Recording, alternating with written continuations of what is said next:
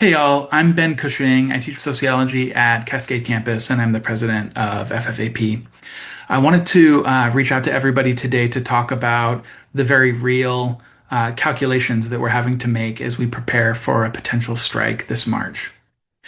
Before we talk about some details, I want to just acknowledge that it is true that there are major budgetary concerns in the state of Oregon right now. The federal tax cuts um, have trickled down into the Oregon state budget, which means the amount of money that Oregon pays to community colleges could decrease anywhere between 0 and 5%, and that accounts for about 40% of PCC's budget.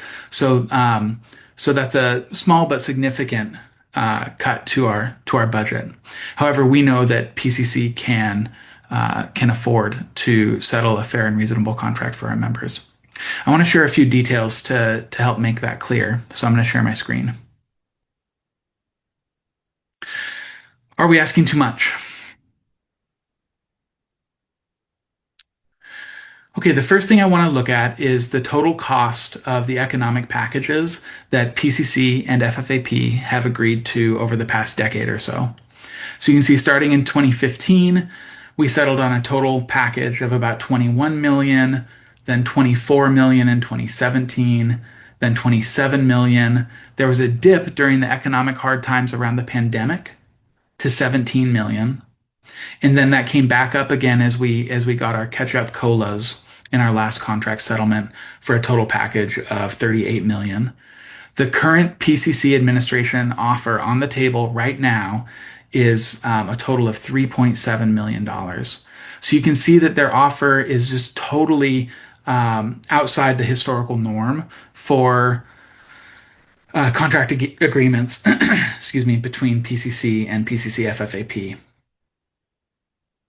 We can also compare PCC's offer to recent settlements in the Portland metro area over the past year.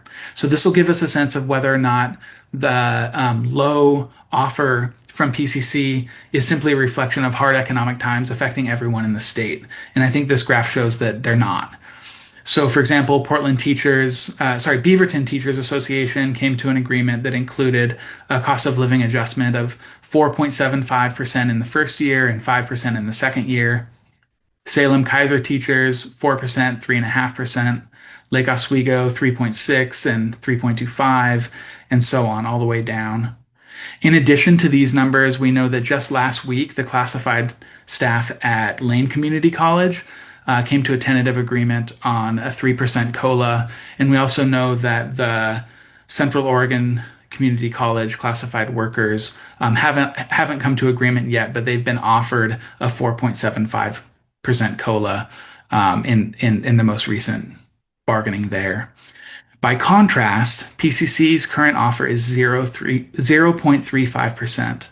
So just to put that in context, the cost of living has increased in the Portland metro area by about 3% over the last couple of years, each year for the last couple of years. So this is a very significant pay cut that we'd be facing.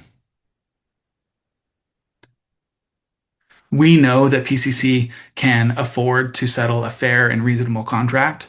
What we're asking for is not a lot. It's not exceptional. We're asking to keep up and to be able to work and do the good work that we do without financial hardship and without a pay cut. How do we get PCC to move the needle? The only way we think that we can get the college team, the administration team, to come to the table with a serious offer, the kind of offer that could settle a strike, is if we can show them that our strike threat is credible and powerful. So to do that, you need to show up in mass to the events that are planned over the next 2 weeks, and also be sure to vote right away and to vote yes on the strike vote that we'll take next week. Thanks, y'all.